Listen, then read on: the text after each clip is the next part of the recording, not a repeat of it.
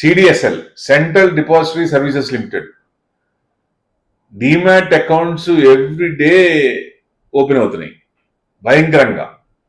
So definite గా ఇప్పుడు ఎందుకంటే టోటల్ పాపులేషన్ లో ఇదివరకు 2% ఉండేది లాస్ట్ 5 years బ్యాక్ అనుకోండి. ఇప్పుడు 7 to 8% ఉంది మన పాపులేషన్ కి. అంటే ఎన్ని డిమాట్లు పెరుగుతున్నాయి. సిడిఎస్ఎల్ ఎంత పెరుగుతుంది, వాళ్ళ ఛార్జెస్ కానీ అన్ని కానీ కంపెనీ గ్రోత్ అవుతుంది కదా.